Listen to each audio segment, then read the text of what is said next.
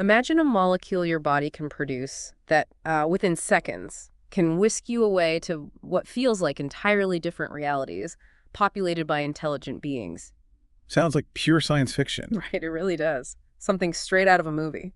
Well, today on the Deep Dive, we're plunging into the fascinating science and speculation surrounding DMT, often called the spirit molecule. It's a remarkable intersection, isn't it? The biological machinery of our brains somehow giving rise to experiences that feel almost, well, mystical or even supernatural. Absolutely. And our guide for this exploration is Rick Strassman and his pivotal book, DMT The Spirit Molecule. Right, the book. It details his groundbreaking research from the early 1990s. Exactly, investigating this powerful psychedelic DMT and its potential connections to things like near-death experiences and profoundly spiritual states. And you really have to put it in context. Strassman was venturing back into a research area that had been basically shut down for decades. Totally. There was this significant psychedelic research hiatus really took hold after the U.S. Controlled Substances Act in 1970. Yeah, societal, political pressures. Yeah. It all just stopped. So when Strassman secured approval in the early 90s to study DMT, it was a truly significant event. I mean, the first formal human studies with a classic psychedelic in the U.S. in over 20 years. Just getting those studies approved, that alone was huge. Oh, yeah. Navigating the regulatory hurdles with the FDA, the DEA, securing funding, that was a monumental achievement in itself. Which raises the question, though, why DMT specifically? Why not LSD or psilocybin? That's a great point. And Strassman's choice was actually quite strategic. For one, it's a compound our own bodies make. It's endogenous. Right, that helps with the justification. And compared to LSD, DMT was relatively obscure back then. He hoped that would mean, less resistance from regulators and maybe the public. Less baggage, basically. Exactly. And his underlying aim really was to explore a biological basis for what we often think of as spiritual experiences. Getting into the deep stuff. Precisely. Strassman put forward this really thought-provoking, though definitely speculative central idea. The pineal gland connection. Right. That DMT, potentially produced by the pineal gland, that tiny gland with all the mystical associations, the third eye stuff. Yeah. That it could be released in significant quantities during critical moments, like birth, near death, maybe even deep meditative states. So he started wondering if DMT experiences might be linked to NDEs, maybe even alien abduction reports. Prophetic states? Exactly. Those kinds of profound, altered states. Okay, so the goal of this deep dive, then, is to really unpack all of this for our listeners. Yes. We want to delve into the specifics of Strassman's research, the design, how it went down, the findings, which are pretty remarkable. And then his interpretations, how science reacted, the critiques, the agreements. And the book's cultural impact, which has been huge. Our mission here is basically to extract the most crucial insights from this really fascinating work for you, our listener, give you a clear path through this complex topic without getting bogged down. Shortcut to the good stuff. Exactly. Okay, so let's get into the research itself. What were Strassman's main objectives when he kicked off these studies? Well, you had the sort of formal scientific aims and then the more, let's say, exploratory ones. Okay, the official ones first. Officially, he needed to establish safe ways to give DMT intravenously, characterize its effects both biologically and psychologically, and start exploring how it worked in the brain, especially with serotonin receptors. Right, the basics, neurotransmitter targets, safety protocols. Makes sense. Yeah, laying the groundwork. Those receptors are key for lots of psychedelics, so understanding that interaction was important. But what about those less conventional questions he was chasing? Right. He was really curious about DMT's natural function. Like, why do our bodies even make this stuff? Good question. Could it play a role in naturally occurring altered states? Yeah. Things like maybe psychosis, dreams, mystical experiences, NDEs. He was essentially looking for a biological key to unlock spiritual experiences. And choosing DMT because it's endogenous made that line of inquiry maybe a bit more palatable. Plausible, yeah. And practically speaking, its effects are super short-lived. Which is a big plus in a hospital research setting, right? A built-in safety factor. Definitely. So how did he actually conduct these studies? What was the methodology? Walk us through it. Okay, so the design was pretty standard for, clinical psychopharmacology back then. He recruited about 60 volunteers across several studies between 1990 and 1995. And these weren't just random people off the street. No, and this is a really key point. They all had extensive prior experience with hallucinogenic drugs. Huh. That's interesting. Why experienced users specifically? Well, Strassman's reasoning was multifold. One, they'd likely be better at describing the effects, comparing it to other things they knew. Okay, articulate reporters. Two, maybe less likely to panic during such an intense experience. And three, it kind of addressed potential ethical concerns, like the study couldn't be blamed for initiating drug use. They already had a history. Gotcha. Makes sense from that perspective. And they were screened, obviously. Oh yeah, carefully screened for physical and psychological health. Mm. Standard procedure. Okay, so experienced users, medically cleared, how did they actually get the DMT? It was DMT fumarate, given via intravenous injection. 4. Wi-Fi. Crucial for precise dose control and a really rapid onset, mimicking smoking DMT but reliably. Yeah. You can't really control dose well with smoking. Right, too many variables. Exactly. The main study used a double-blind, placebo-controlled design. People randomly got one of 4 active doses, or just saline. The gold standard?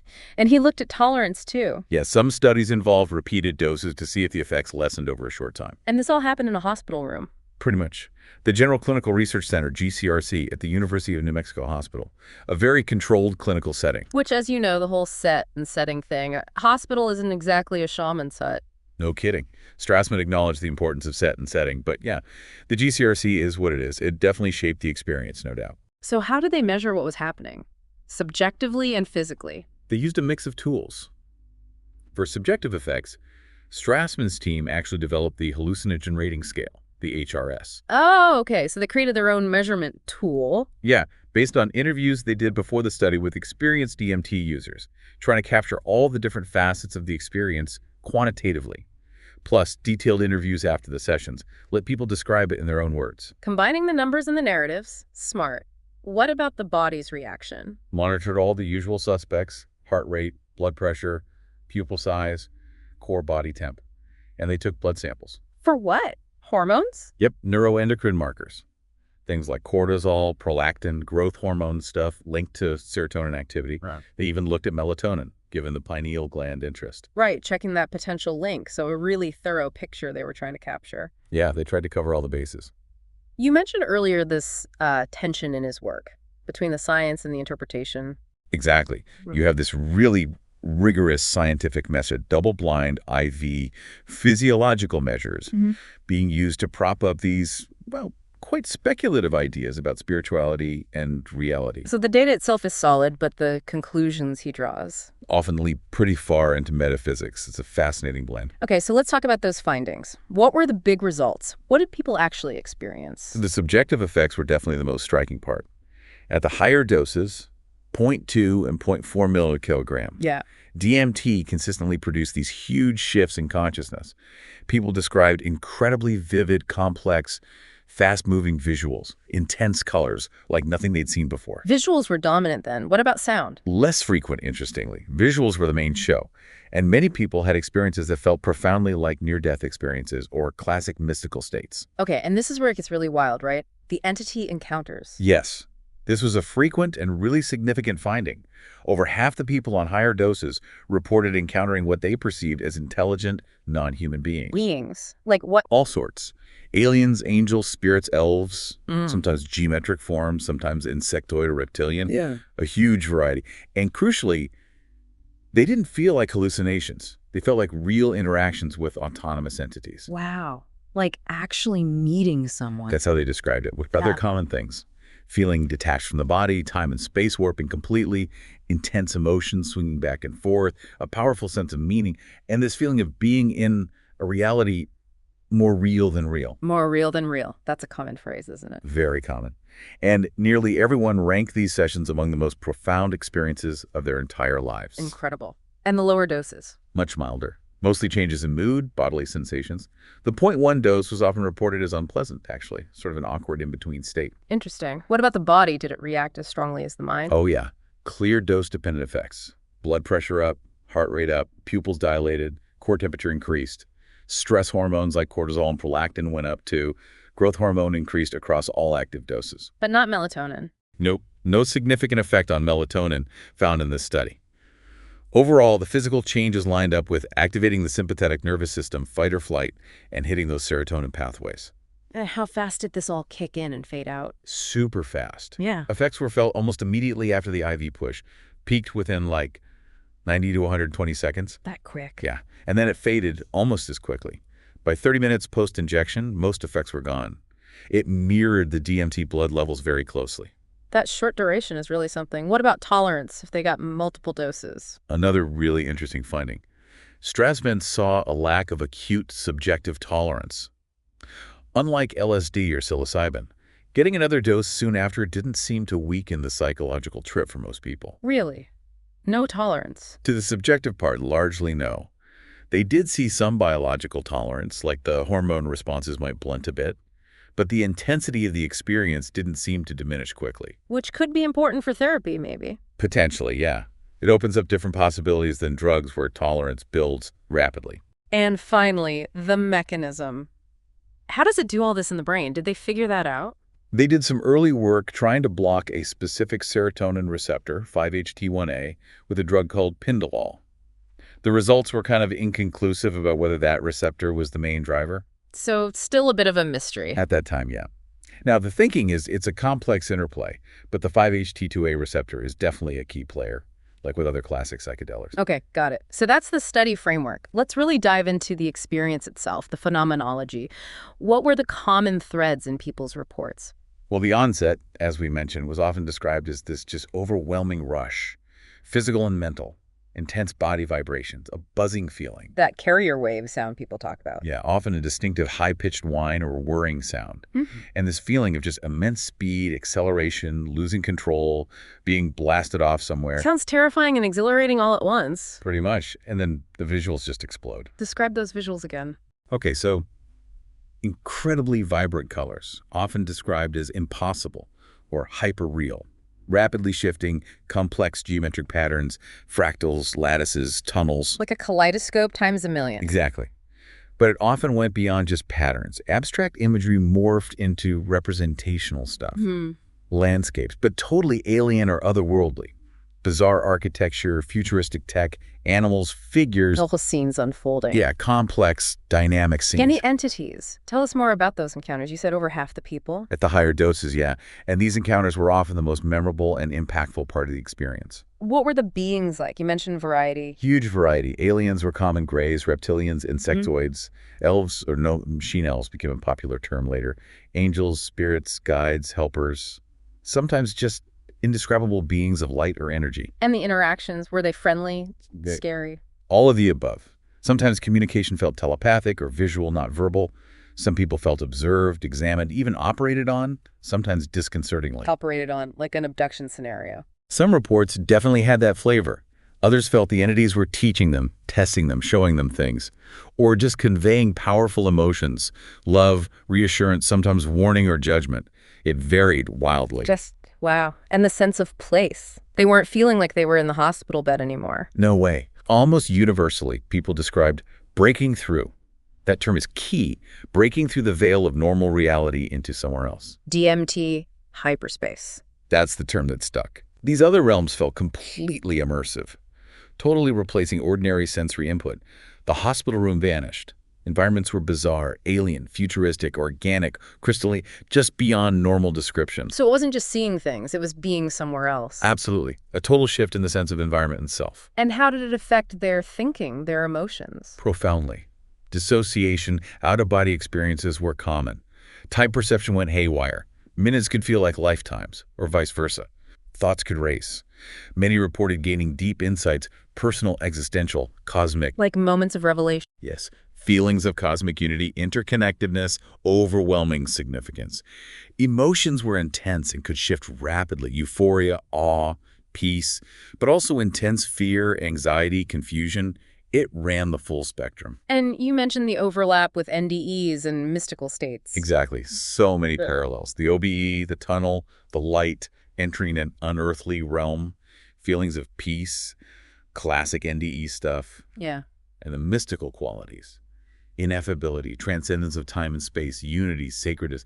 DMT seemed to reliably tick those boxes. And that feeling of it being Realer than real. Yes, the ontological shock. That was huge. People weren't just having a weird dream. They came back utterly convinced that these worlds, these entities, were independently real. It fundamentally challenged their assumptions about reality itself. But it wasn't the same for everyone, right? There was variation. Oh, absolutely. While these themes were common, the specifics varied a lot. Not everyone met entities. Not everyone had an NDE-like journey. The content was highly individual. And influenced by set and setting, presumably, even in that clinical environment. For sure. Strassman noted that. Sometimes personal issues or traumas came bubbling up. Pre-existing beliefs or interests might color the visions. And importantly, not all trips were blissful. Right. Bad trips can happen. Definitely. Yeah. Intense fear, paranoia, disturbing imagery, those occurred too. Dosage was clearly a huge factor. The really immersive worlds and entity encounters were much more common and reliable at those higher 0.2 and 0.4 milligram doses. Okay, incredible stuff. Let's move on to Strassman's big idea. The spirit molecule hypothesis itself. Break that down for us. Okay, the core idea, his central thesis, is that the pineal gland, that tiny gland deep in the brain. The one Descartes called the seat of the soul. Exactly. That gland, Strassman proposed, is the primary source of the DMT our bodies make. He speculated it acts like a spirit gland, releasing psychedelic amounts of DMT at crucial moments. Like when? Fetal development, maybe when the spirit enters. Birth, near-death experiences. The moment of death itself. Maybe even deep meditation or prophecy. So connecting this biological structure with these profound, often spiritual moments. Precisely.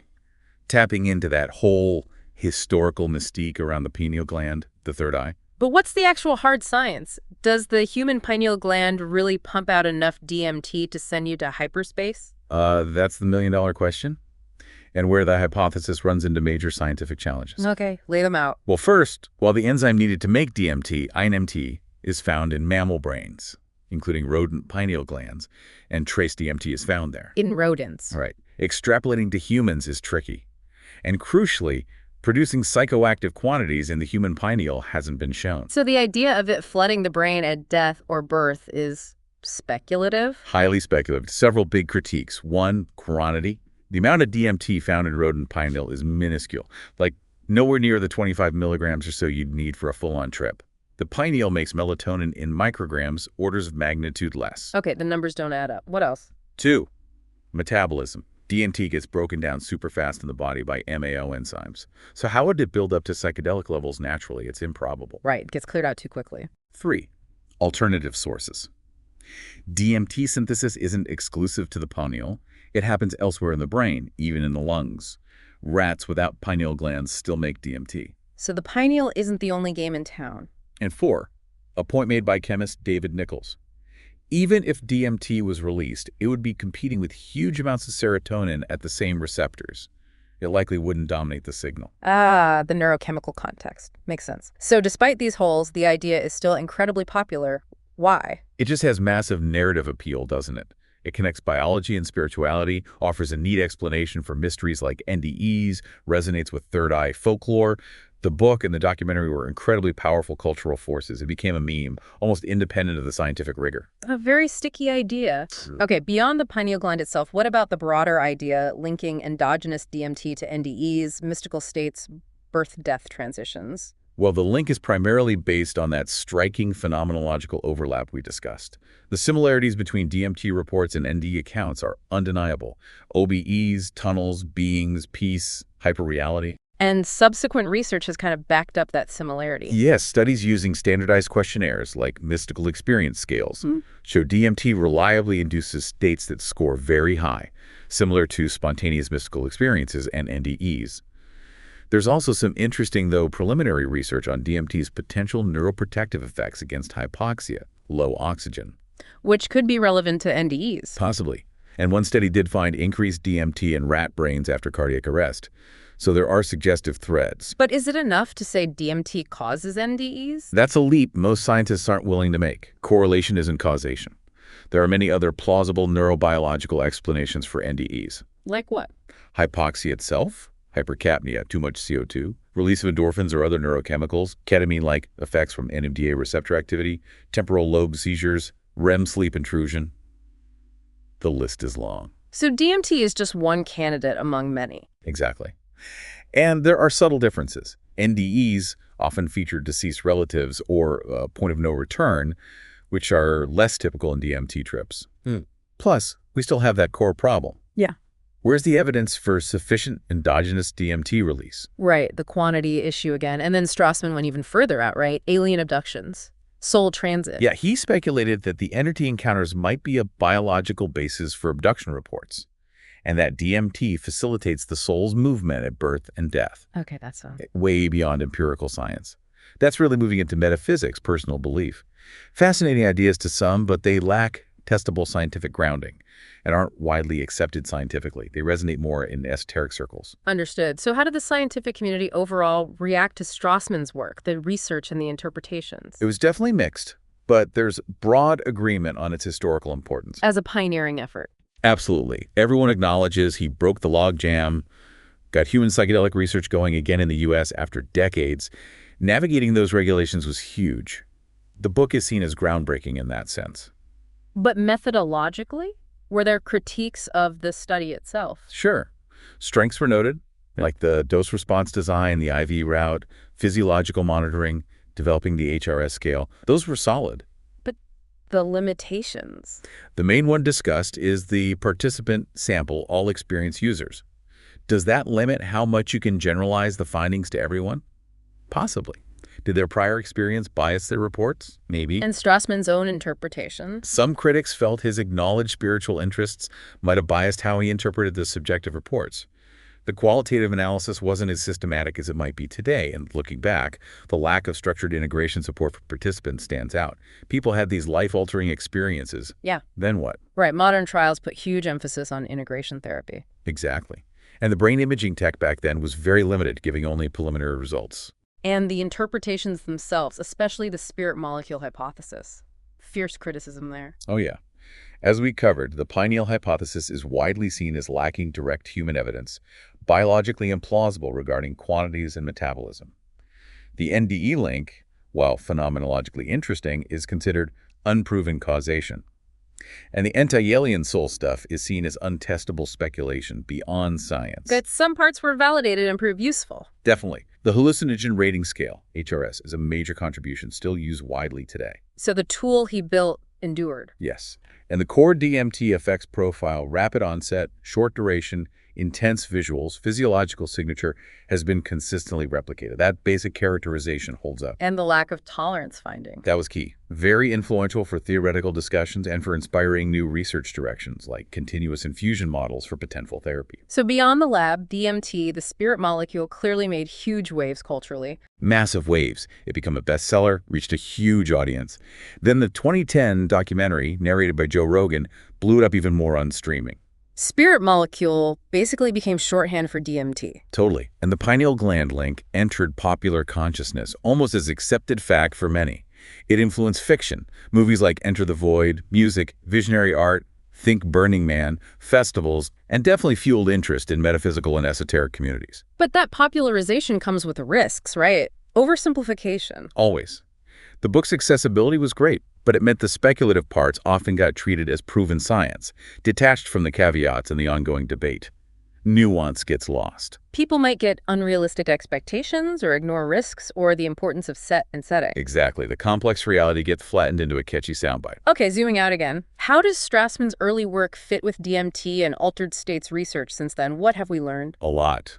Neuroimaging is way more advanced now, fMRI, EEG. Yeah. We have detailed maps of brain activity changes. Like what changes? Things like decreased activity in the default mode network, the brain's idle system, increased connectivity between different networks, changes in brainwave patterns, all correlating with how intense the experience feels. So we can see the brain responding in real time. Yeah.